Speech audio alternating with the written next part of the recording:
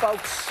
Let's cut to the chase. Now, we've been saying goodbye to Ronald Reagan this week. I'll be honest with you. Back then, I was a little less square than I am now. I don't know all that much about Reagan. I know more about George W. Bush, but he did seem like a fine man, and with heartfelt gratitude, I think we should thank him as a country. Now, I didn't always agree with Reagan all the time, but history proved that on some big-ticket items, the Gipper was right. And what the hell did I know in the 80s anyway? I mean, it was in the 80s. I had a mullet. Back then, you know, the Ruskies were mean. They were still sober. They were new-capping. They were sitting on half of Europe while using a model of the Washington Monument to pick the rotten cabbage out of their teeth. You know, if it weren't for Reagan, you and I might be riding on a Zorkovich Model 6 Happy Comrade tractor today and learning how to exchange food for a new pair of cardboard shoes with their Karmasar. And while winning the Cold War was certainly impressive, there's a couple other things about Reagan you got to give him credit for. He gave Muammar Gaddafi a colonoscopy with a Tomahawk cruise missile. You know, and Reagan was a leader who knew what he wanted to achieve, and he kept on fighting for it. He not only simplified the tax code, he slashed the top rate from the insane, not even American, 70% level that was so high it once made Chairman Mao remark, God, that's unfair. Reagan rode to the rescue of a Jimmy Carterized economy. Carter's a good man. He was not a good president. A dollar wasn't worth a Georgia peanut. He rebuilt the confidence of a citizenry mired in a post-Vietnam bong fog, and he gave our neutered military its armor-plated balls back. If the commies or anybody else gave us any trouble, they knew they'd be bitch-slapped like Mondale in '84. We'll miss Reagan. We'll miss Reagan because he reminds us of a time, a simpler time, a quaint time. It almost seems like a fictional time now when we elected presidents so straight and square and in love with this country that they could talk about a shining city on a hill and move us because we knew that they meant every word of it. All right, Reagan, take care of yourself. Good night. Meet the panel. All right, kids. All right. He is a songwriter and lead vocalist of the Rosenbergs. Their new CD is Department Store Girl. Love the explanation of why you wrote about that. David Fagin. Dave, how are you, sir? Good. Thank you for coming. She is a rapper, an actress, a mother, and the only woman. And this is select company indeed. Busta Rhymes' renowned Flip Mode Squad, Rod Digga. What's happening, Rod? And he's the Everclear frontman and congressional stick in the eye, Art Alexakis. Art, how are you doing, sir? You're good. All right. First up, we cannot, it's so odd how men and women often do go in threes. We've had two now. I think we would be remiss if we didn't start off with a little homage to Mr. Charles, right? Charles, a true genius, great performer. Anybody have a comment about him, or did he mean anything to any of you as you were growing up, listening to music? Rod, did you dig him? He was definitely, you know, a legend of his time, and along with so many others, I think he just basically symbolized, you know, a true character, just an icon. He was a musical icon. I mean, he's way before my time. Yeah, but he's timeless. That's the beauty about Ray Charles. There is no time he's before. Seems like he always was, always will be. That's all right, let's talk about the music industry in general. People say it's dying all the time. Then they judge it on the squarest thing, which is money made. I don't know that that's the case with music. Music always is and always will be about something more than that. Yeah, profits are down a little. I guess there's different avenues for kids to procure the music now, but the music sounds great to me lately. What's your take on it, man? Well, before we get into that, Dennis, I've got a little something for you. What do you got here? We got some stuff for you from the band. All right. We've got a Kill Clear Channel bumper sticker. Very nice. Very nice. There you go. You're down on Clear Channel, I take. No, I love them. Okay. And we basically have, now the producers are taking bets backstage on whether you're going to punch me out after I give you this, but we'll see. I would never punch anybody. Okay, cool. I might not accept the shirt, but this is a no-carb diet T-shirt for 2004. And on the back it says, no Cheney, no Ashcroft, no Rumsfeld, no Bush, and definitely no Rice. Get it? Well. Okay. Okay. There you go. Hey, you can wear it at night. It's a night. Yeah. I've always disliked simplistic anagrams, but I'll take it, and I'm sure somebody here will wear. But listen, let's talk about music industry Absolutely. first. Absolutely. Well, it's just not my thing. I'm sorry, I'm not gonna lie. I think it was a nice gift, but I can't wear it. Okay. Well, I'm Jewish. There's a receipt in the bag, so you can take that. Let's talk about the music industry. Somebody chirp into me here. Is it dying or is it in good shape? Where's it Never. at? The music industry Never. is not dying. But Exactly, I, sister. but I do feel, you know, we've seen enough Terminator movies. We know it's all about the rise of the machines. I mean, we saw early on the downloading beginning to take effect. You know, everyone slammed Napster, but we knew it was a bigger picture lying ahead. And bootlegging is something that's been going on forever. For me, it's just digital bootlegging now, you know. Once upon a time, you could go into little urban stores in the corner and see all of these makeshift CDs, and it was a problem then, but now it's become a global plague, if you will, and now everyone's scared. But I think there were ways that could have prevented it early Yeah, and on. always, I remember when I was a kid, I had a Led Zeppelin live at Blueberry Hill bootleg, and oh, God, it was so nasty. It's the way you want to hear Zeppelin, because it was completely some kid just holding up a thing out Exactly. there, and you felt like you needed a tetanus shot at the end of this thing. It was so Exactly. nasty and metal, man. Well, you know, the music industry, I think the industry is dying. I don't think music's ever going to die. That's right. I don't think What's the wrong? expression. What do you see as the ills of the industry right now? I don't even know if it's dying. Too much I think Clear Channel. I think it's, well, that What do you too. mean, the taking over? Let's Too much we've- consolidation. I think like it's Halliburton, evolving. we've distilled it down. But what do you see that as being a problem? That too few people are owning too many outlets. I is think the core of it. well, right? actually, to be honest with you, I think the industry is evolving. I think the way we've always looked at it, me coming up when I was a kid, was basically you got signed to a major record deal, and that was the end-all, be-all. You know, you made it. Actually, that's never really been the truth. People didn't realize that till they actually got there, got in the machine, and realized that that's when the work begins, and you actually have a machine behind you to propel you. And if you're going to do that, it is a business, and you have to cop to that. And people didn't want to do that, and people still don't want to do that. But the issue at hand is that infrastructure is disappearing because it built itself up. Its ideas of what a profit margin is has been just totally knocked on its butt by sampling, by you know, you're talking about in the old days people would make bootlegs. Yeah, well now it's a button.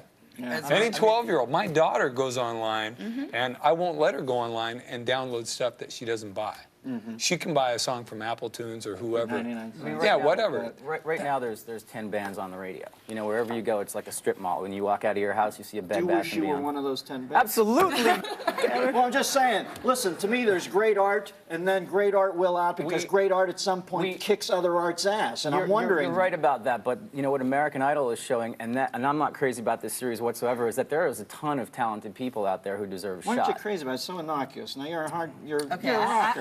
I have to speak in defense of American Idol. Wait, let me get this real quick. Okay. What could possibly upset anybody about American Idol? It's just a trifle on TV once a week. It's nice kids. I'm happy for them. No, absolutely, great kids, but unfortunately, you know, sometimes they don't sing their own songs, they get hit songs written for them, and I'm not pissed off at American Idol. I'm saying that that's a great opportunity for these kids to get out there. But what's happening is you have so many people out there who are worth a shot, and what it's doing is it's basically making it, again, only about 12 and 13-year-old pop stars. And what it's doing to the children of the country is it's teaching our kids that if you're not a pop star by the time you're 12, your life is over. All right. Well, I interesting just- concept. I want to pick it up on the other side of this break. That's an interesting point of departure for our next conversation. We'll be right back.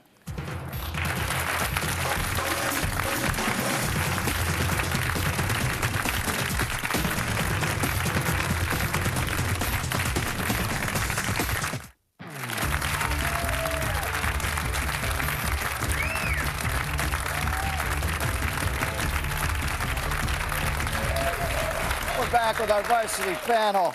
Ra, I got to send it over to you. I, too, am a fan of the Idol. Right Please, on. sing its I praises. can Paul. appreciate American Idol because, for one, you know, they do start out with tens of thousands of, you know, peep contestants, and ultimately it is narrowed down to that margin. However, they, you know, start the show with 20 or something. So, but for the most part, you do have to admit that you have to know how to sing to make it through that show. They do take those kids through the wire, and it is an intense, you know, Hey, listen, I think training the most for them. interesting thing about part of this season was the one kid who couldn't sing, and he had a bit of a nice lounge lizard thing. Right. No, not the William Hung, the Not- red-haired kid. okay. I think you learn more from watching him this year. I mean, I know I don't want to get too soft about American Idol. It is what it is. But that kid was bad for like 8 weeks in a row. He Right, always right. maintained his dignity. He was classy. His parents, he did well by them. He didn't win. And, you know, I remember watching and thinking, wow, even that's interesting when the bad singer makes it through. At least I'm learning something from the kid. I wish I had been that dignified when I was that young. Well, one of the things that, you know, is also important with being an artist, personality also carries artists a lot further, even sometimes further than their own talent.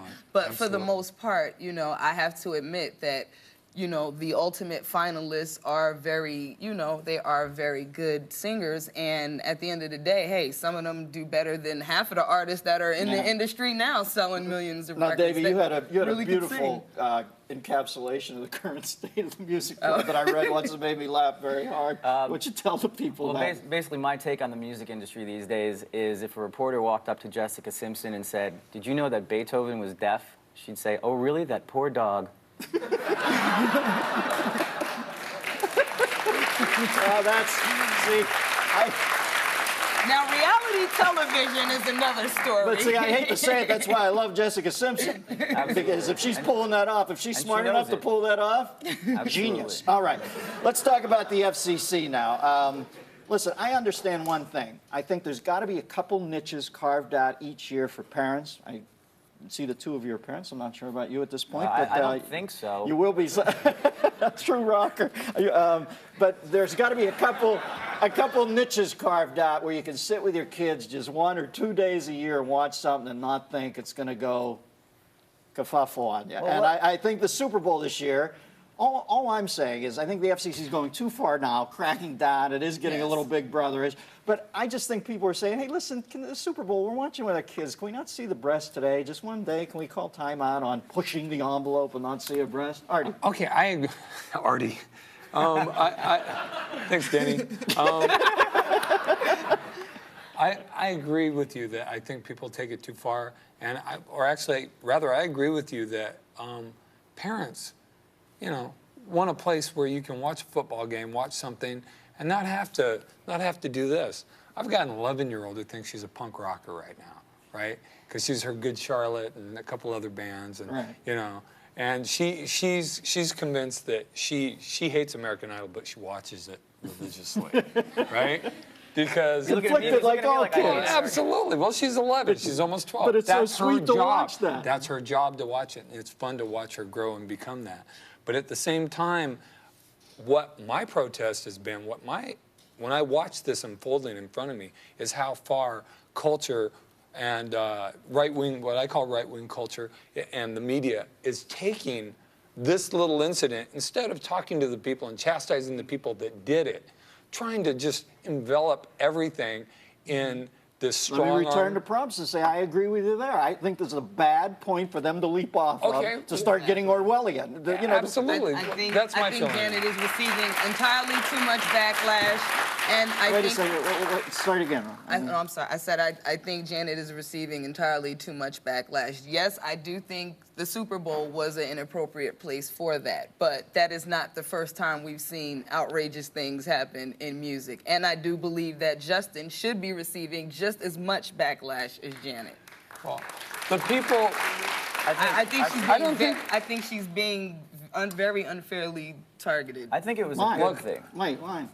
Why her? I mean, I don't know who's maybe the world just wasn't ready to see a black at the Super Bowl. I mean, I don't know. I mean, you know, we saw, you know, and not to point out Britney and Madonna, but I mean, wait a second, you know, it's the I believe it's the black censor calling it there. I mean, I don't know. I got one of those at home. But I mean, you know, would it have been the same if it was a Pamela Anderson? I mean, well, I can guarantee you it would have been a bigger snafu. I think it was a good thing. I think it was a good thing what Janet and Justin did. Because, well, not so much. Of course, you got to help the kids and all that stuff and everything like that and all that stuff. I understand all that stuff. and if you didn't see the Super Bowl, it was let him get it out. Let him get it out. every news channel. Why do you think it was a good understand thing, all that brother? stuff? Because what it did for me is it showed me what certain people who represent us in our government are trying to do. It basically showed us in time-lapse photography what they're going to do to our freedom of speech in the long run. And it's not so much that Viacom put it on, which they did, which owns MTV, so you got to put Janet Jackson on. You're going to expect some sort of a Super Bowl show. And, you know, unfortunately, whether they said it was an accident or not, You know, we don't know. But what it did was... Who thinks it's an accident? Who thinks of course it wasn't an accident, right? Okay, but you know what? I agree that Scott's innocent. Scott Peterson is innocent. But What was that? Was that your... So, let me finish. Wait, hang on. What the hell is that? Wrap it up. We got to go. We need a pasty. So, do I have time to read this All little right, list? man, go Okay, ahead. this is like a George Carlin Don't be list. too crazy. I'm No. running a TV show. Okay. Well, here's a list of some names and individuals after Bono and after Janet Jackson who are no longer going to be able to conduct business on our airwaves for fear of losing their All right, license. pitch it, brother. We got Wolfgang Puck, the South Carolina Gamecocks, the Fag Bearing Corporation of Joplin, Missouri, Mrs. Paul's Fish Dicks, Dick Butkus, the entire city of Bangor, Maine, Fort Dix, Dick Cheney, George Bush. You get it? You know, you understand? Listen, now that is a solid joke. I Absolutely. appreciate that, Thank you, man. sir. Thank you for buttoning it up. Up next, the two hot tamales. Good one.